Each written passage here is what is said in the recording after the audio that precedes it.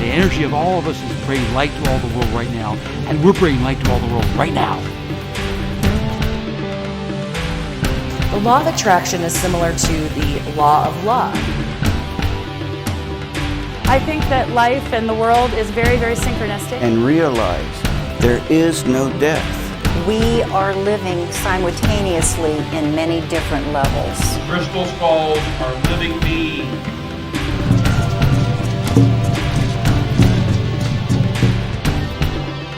For any of us to ever think that we're the only ones here on planet Earth is about the stupidest thing I've ever heard. And remember who you are. Remember who you are. Remember who you are.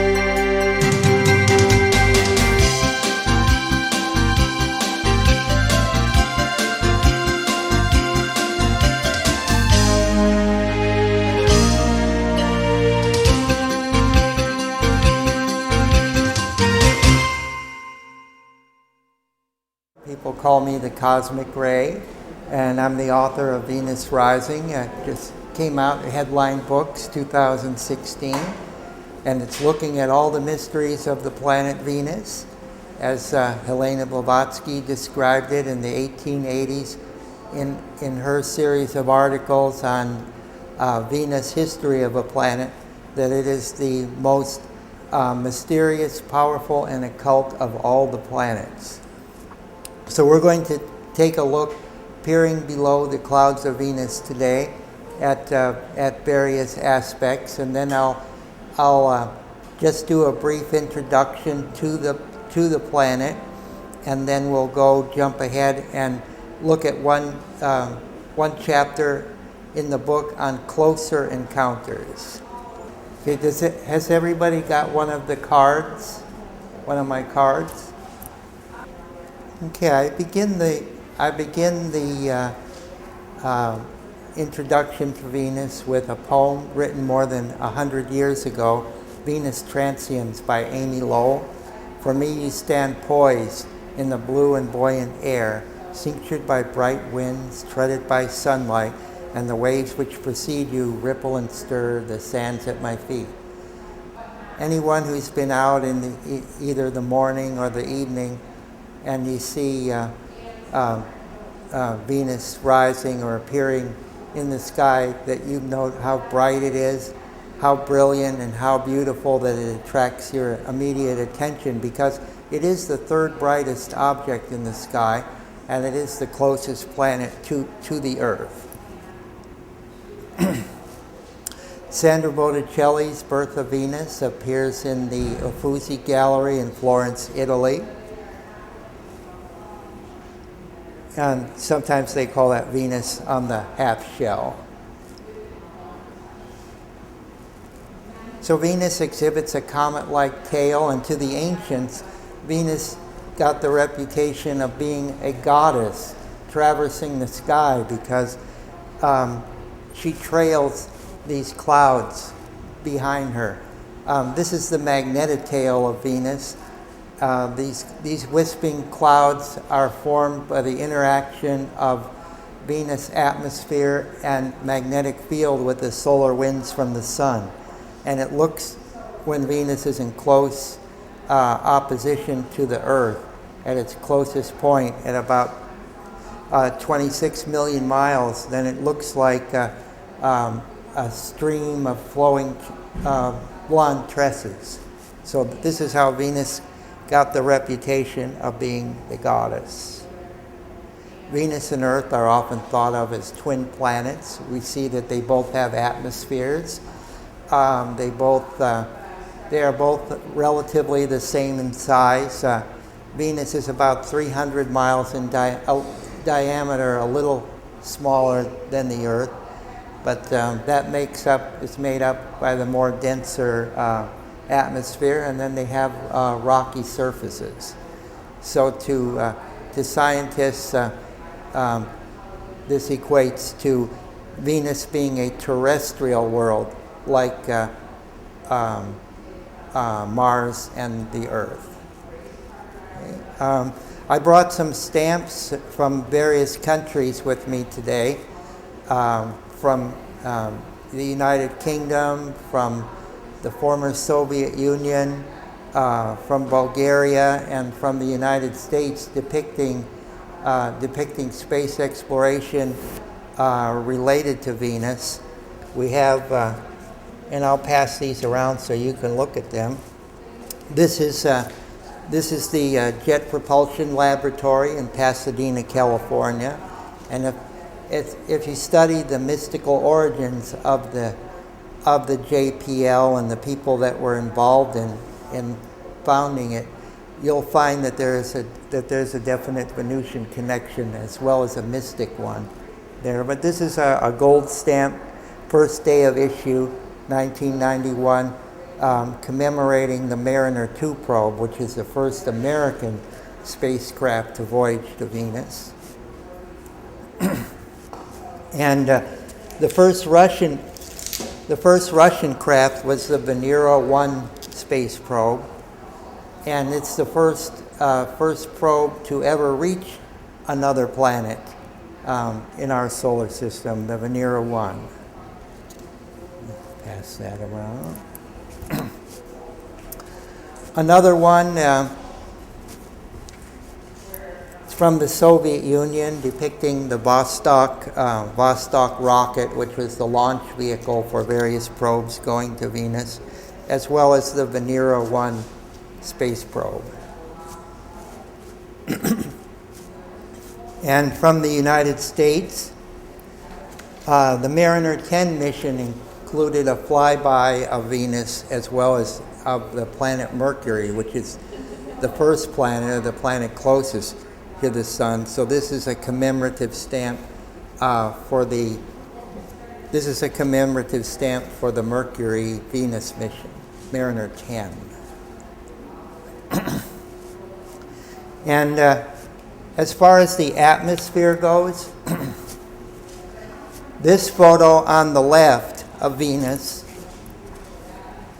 this was released by NASA, but here's one from 2006. It's the more current one. It's on a postage stamp in Great Britain. This is the European Space Agency, and we see that Venus is in a beautiful blue, and that there's gaps in the atmosphere that you can actually see, and it's very Earth-like. So this is contemporary stamp from Europe, and you can see in this one, Venus definitely looks more a twin to Earth than in that particular picture.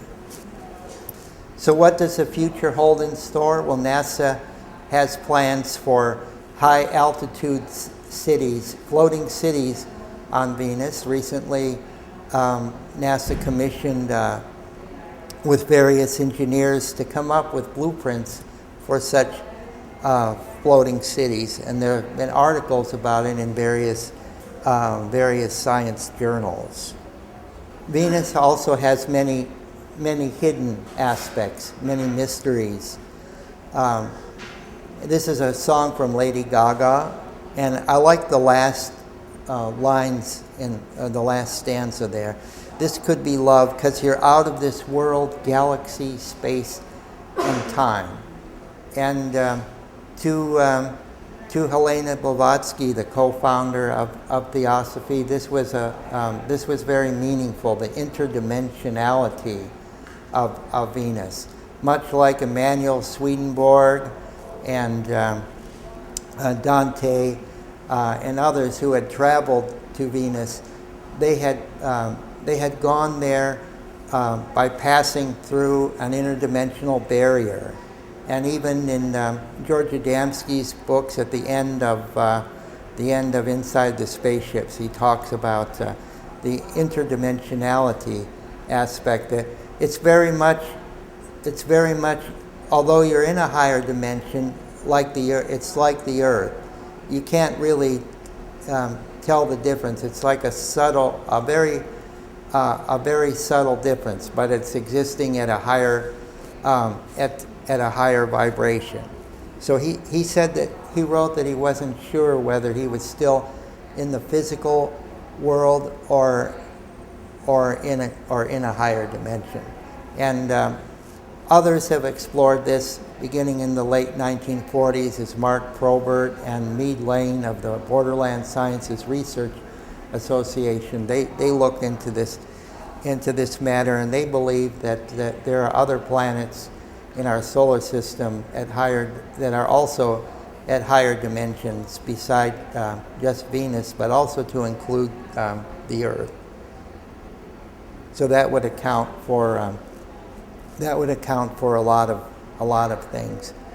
Tannhauser was a knight. He was a knight in the Crusades, and when he returned, going home to Germany, he passed through the Alps and came to one particular mountain. He came across a shimmering portal, and there was a lady standing in front of it who introduced herself as Venus and invited him in. He stayed for a year with her before resuming his journey back to Germany. And they do a play every year in Germany based on Tannhauser. The bear is closely associated with the goddess Diana. We see that many of the gods of Mount Olympus were associated with various animals, like Athena had the owl,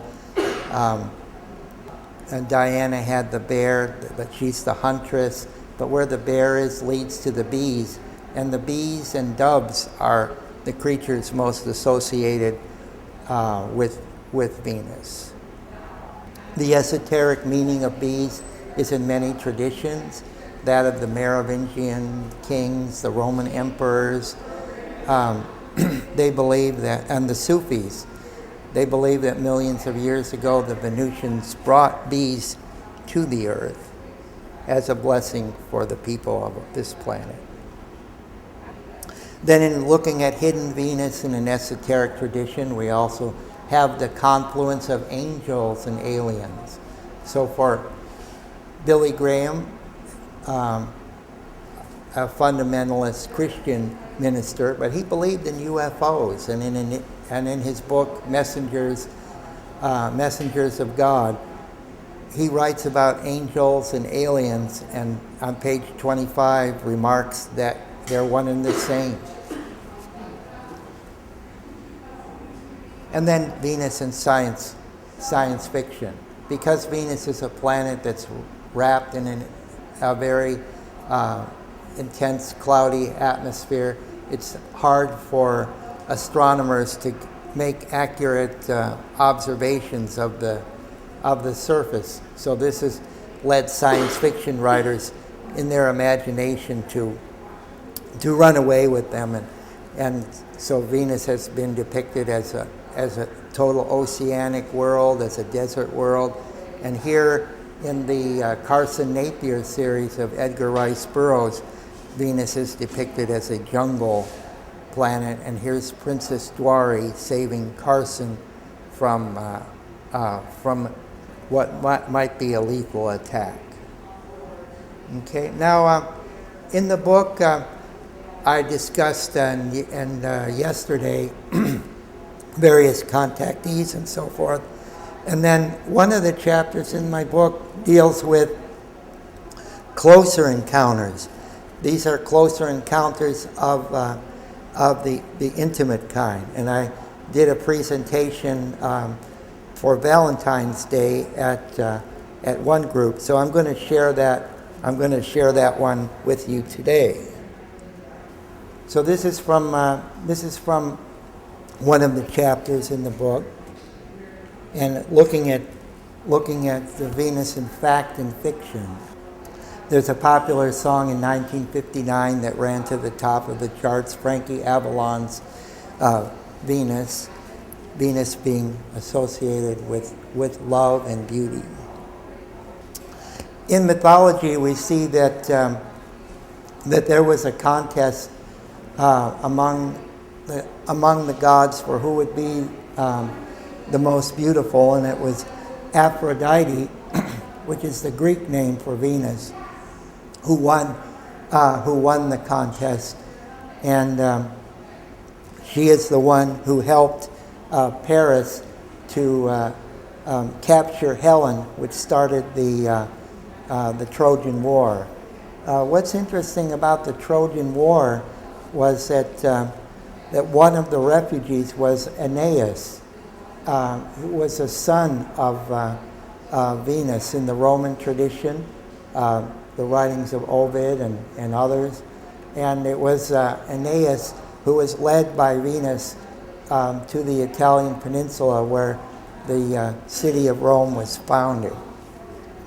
So when we look at the ancient Roman Empire, at the coins and so forth, we see the image of Venus on many. This is from William Shakespeare. Love comforteth like sunshine after rain, but lust affecteth tempest after sun. Love's gentle spring doth always fresh remain. Lust's winter comes ere summer hath begun. Love surfeits not. Lust like a glutton dies. Love is all truth, and lust full of forged lies. William Shakespeare, 1592 through 1593. There was an author, famous author, who wrote these books, Dr. Gray, about men are from Mars, women are from Venus. Here is a couple going to the airport. She's going to Venus, and he's going to Mars. I like that. There's a little flying saucer taking off. So will the real Venusians please stand up? Amnek Onek was a walk-in from Venus. She came to the Earth in 1955, and she wrote a book about her travels and her experiences on Venus to share with us many of the things she learned. And when she was a child, she went to the motion pictures. This was during the late 1950s and early 1960s. And we see horrible depictions of aliens coming from the darkest imagination. And these things were very frightening to her because she had deep recollections of what it was like to actually grow up on Venus, which is very paradisical, as much as Dante and Swedenborg and others wrote about, even from from centuries ago. It's a beautiful place. But here's a terrifying scene from Zontar, the movie Zontar, 1966, bat-like creature with 3 eyes, and Amnek Onek wrote, Venus is nothing like that. How can people think this?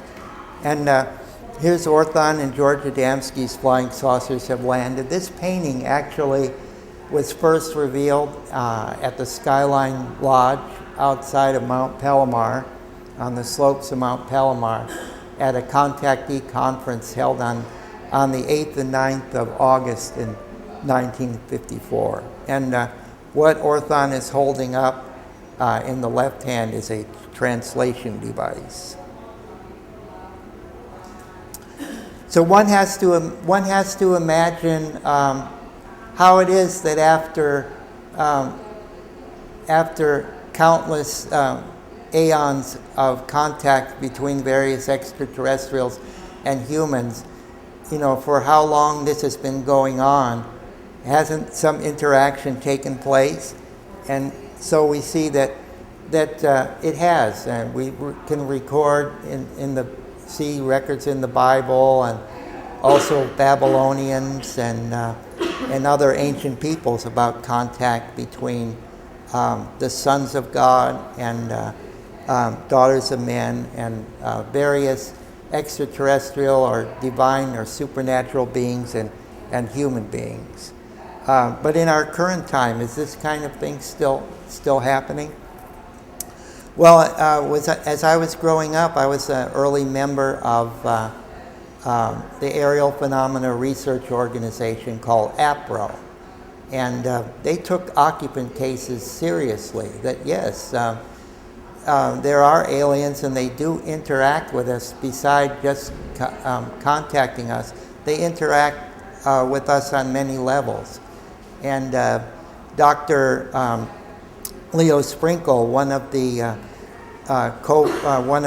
early founders and scientific consultants at APRO, wrote the introduction to my book, Venus Rising. But one of the cases that APRO looked at was in Brazil.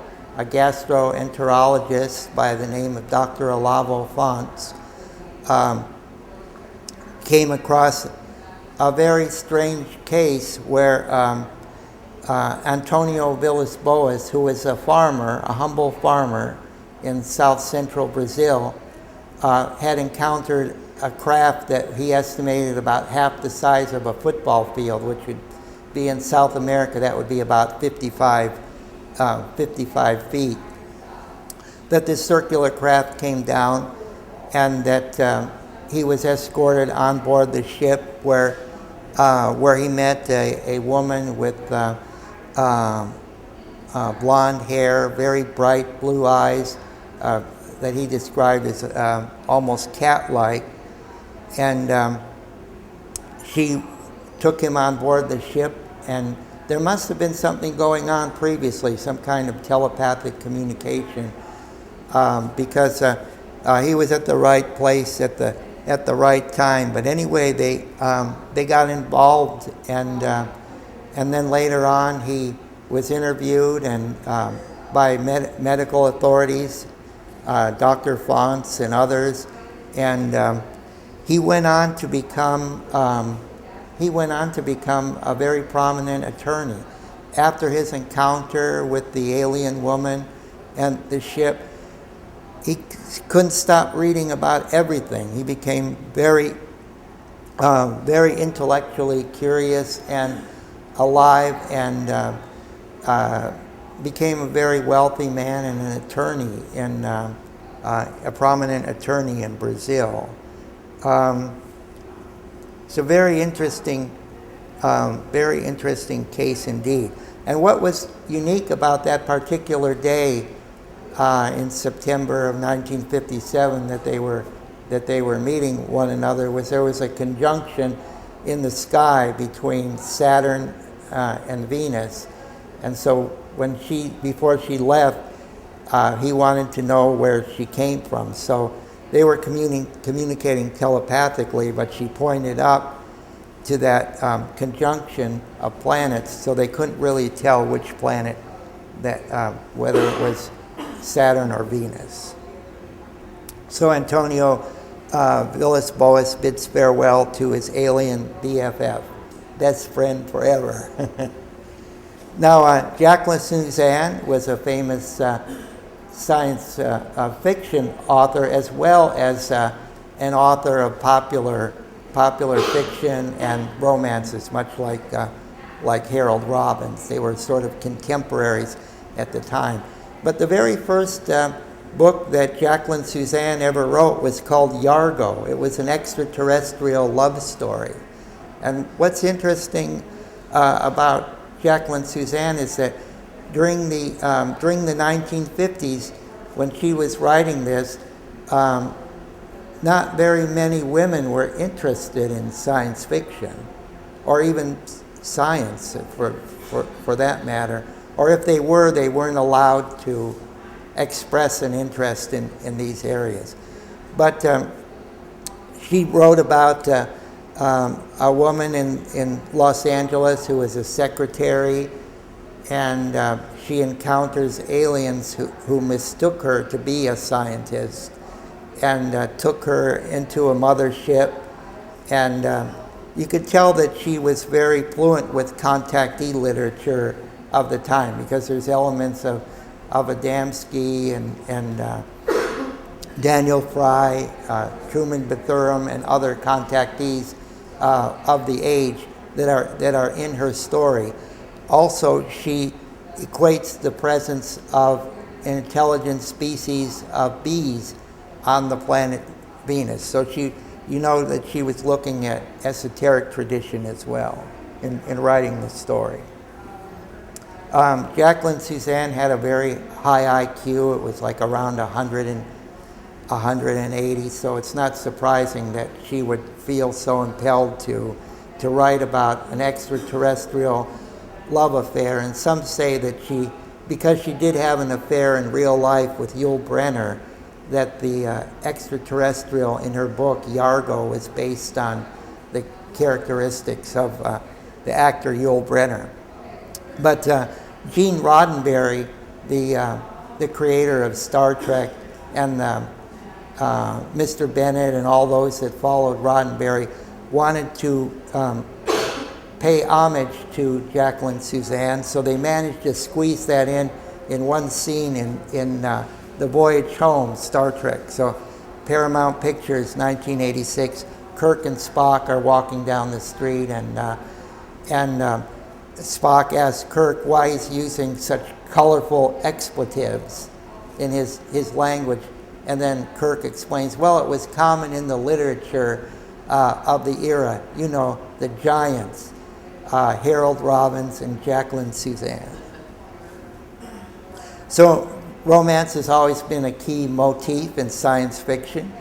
The Flash Gordon serials in 1936 were popular as much for their romance as for their elements of science and exploration. And then Starman in 1984, which is very interesting because, you know, we have this conception that life has to always be as we know it. You hear that scientists say, well, that planet is, they discover some exoplanet around another solar system, and they say, well, no life can exist there because it's beyond the habitable zone, the Goldilocks zone. But is that necessarily so? Does life always have to be as we know it?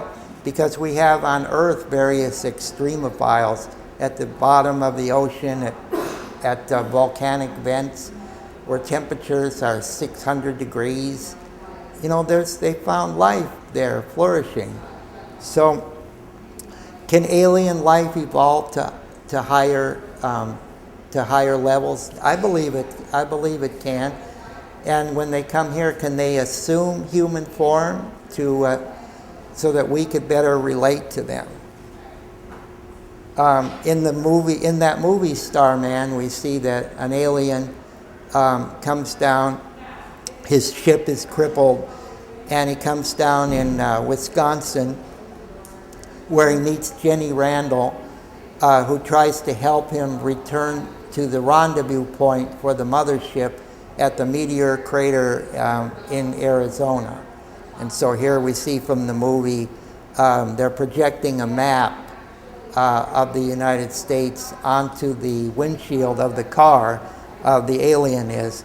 And he originally appears as like a blob of light, but he just assumes human appearance by taking the DNA from a strand of hair from Jenny's deceased husband. Because if he appeared in his regular form, she would be too scared to relate or communicate whatsoever with the alien. This was the case with Howard Menger. Howard Menger wrote the book From Outer Space to You in 1959. He came from the planet Saturn, where he was a teacher known as Saul Denaro, and came to Earth. There was a boy that had an accident in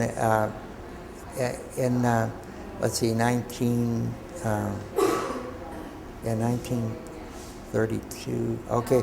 Well, he had an accident when he was just 1 year old, and technically was dead, and then a walk-in, Sol Denaro, came and took over from there. And he didn't realize that he was a Saturnian until later in life, but his contact experiences are very well known and prominent, and he was known as the East Coast Adamski because he came from High Bridge, New Jersey, a farm in the northern part of New Jersey, and stayed there most of his life, although he did move to Florida later on. Menger, George Van Tassel, and others would meet in the 1950s out at Giant Rock at Landers Field in California, where they would share their experiences and the information that they garnered about life on other planets, particularly in our solar system, with those in attendance. And these conventions lasted for about 20 years. Here's Howard meeting with some people at the convention and discussing matters pertaining to flying saucers. At one of the meetings on the High Bridge farm, Howard Menger met Connie Baxter, and he later found out that Connie was the daughter of a Venusian woman of 500 years of age that he met when he was only 10 years old out on a rock on his farm. And she appeared very angelic. She appeared wearing white flowing robes. She had long blonde hair, and this was her sister. And she would appear to Howard many times while he was in the Army in Hawaii and Okinawa and other places, and said, "My sister is coming. She's already incarnated on the earth, and you will meet her." And she was introduced to Howard by George Van Tassel. So this is a photo of Connie that appeared in the New York Daily News of 13 July 1959. The original photos of Connie and also of Venusians that appeared on the High Bridge farm are in the Gray Barker collection. They were taken by August C. Roberts, including the famous photos of Valiant Thor, the mothership commander that came down to Earth for 3 years. And it's all well documented. This is a photo of Connie and Howard together. They both claim to be reincarnated extraterrestrials, she from Venus. They married in 1958, and they wrote books about UFOs together. She wrote My Saturnian Lover, which was all about Howard and how they met and some of the intimate details of their relationship. In these books by both Menger and Adamski, it talks about certain characteristics of the solar system that are only now being discovered to be true. For example, in Adamski's books, written more than 54 years ago, he said there were 2 asteroid belts in our solar system, not just one, and that there were 12 planets of major importance.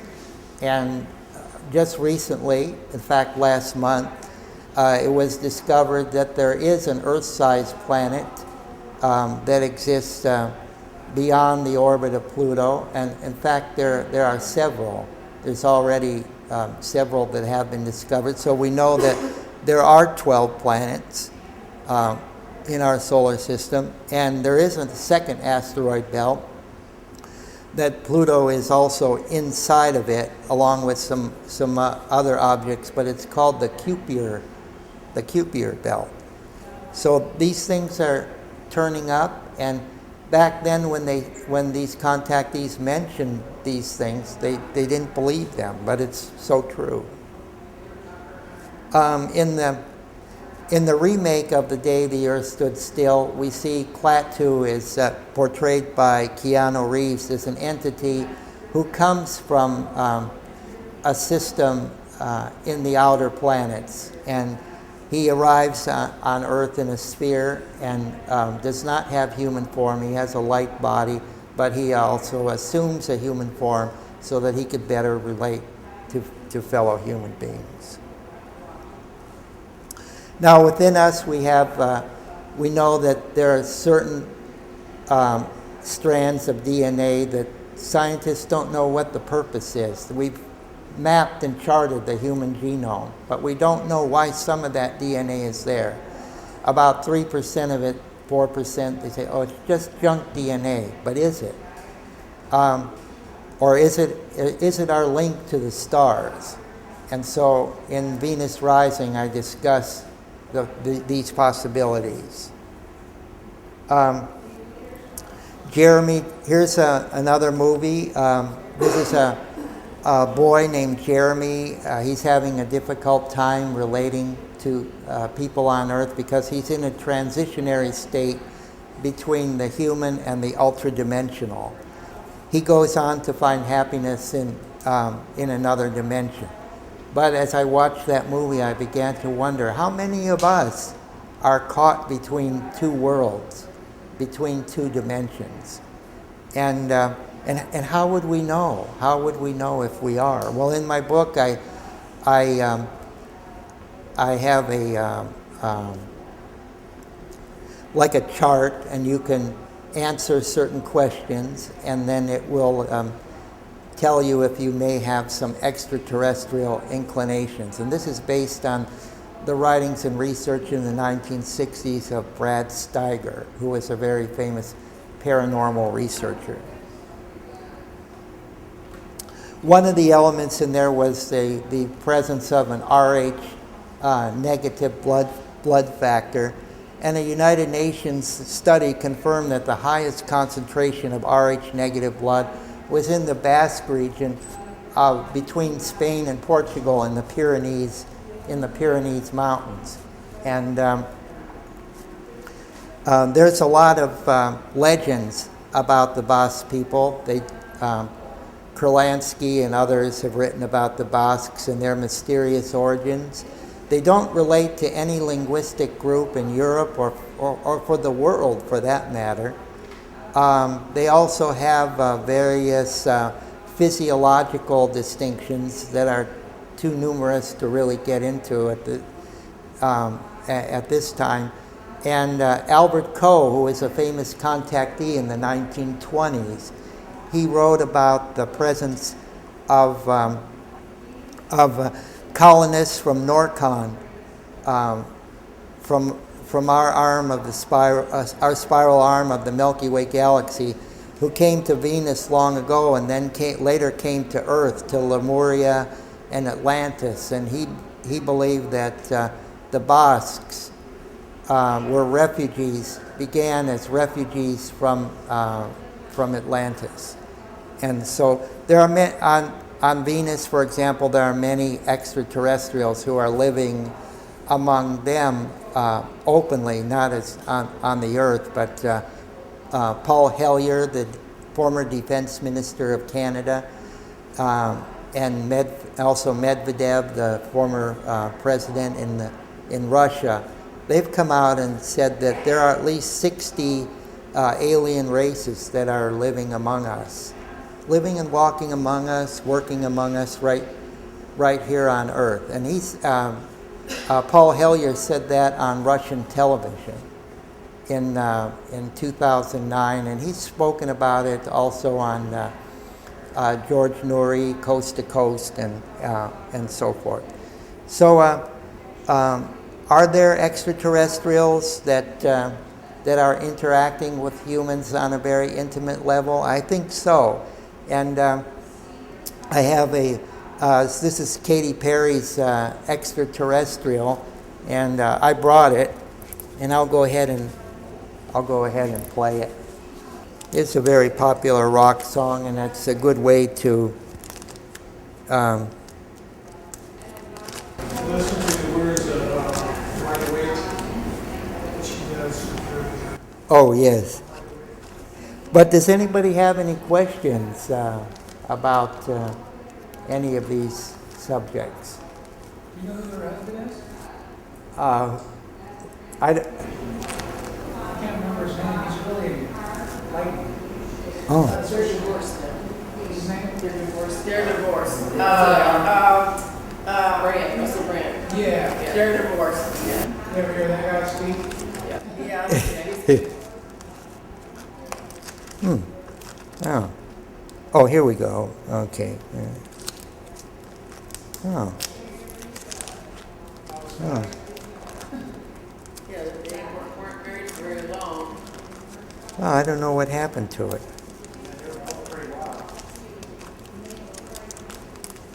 Huh. I had it with me, and I had it sitting out in the car. Well, oh, okay. Oh, here it is. Yeah. All right. Just to listen to a little part of it. Because what I like about this song is she also mentions ultradimensionality for a portion of it.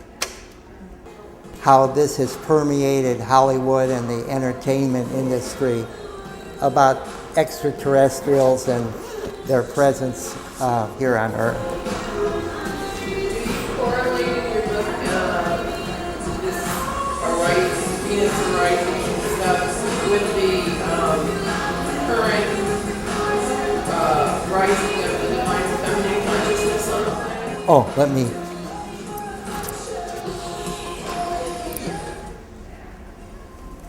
With the rising divine feminine consciousness. oh yes, in fact in the book I talk about I talk about that extensively, and there's a lot. Well, of course, on Venus it's a collective society and it's also matriarchal, versus here in our culture in the West, which is very patriarchal. But there's a lot of clues in the grand spirals and some crop circles, in the Fibonacci sequence between the orbit of Earth and Venus, in the bees, because the number of bees in a hive is always going to be a Fibonacci number, and so because it's ruled by a queen, therefore we attach that significance with Fibonacci numbers to the divine feminine. And what about the Star Brothers and the Native Americans? Oh yes.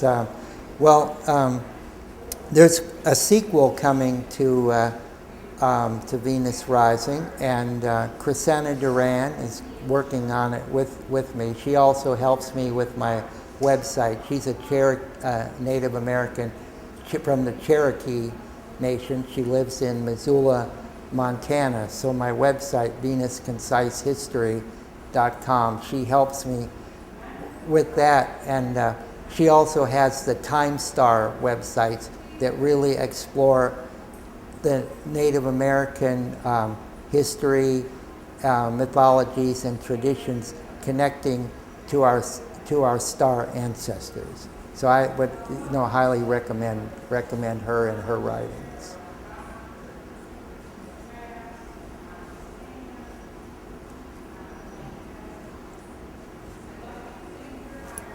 Okay. So extraterrestrial love, much love to you all, and thank you for your kind attention. And that's my address at P.O. Box 4467, Star City, West Virginia, 26594. And that's my home phone there. That's also on the card. And I have the copies of Venus Rising if you want to get one. It just won the London Festival of Books and Southern California Festival of Books Award. And if you get one, it's only $20, and I'll be happy to autograph it and write a note for you. All right. Thank you. Thank you.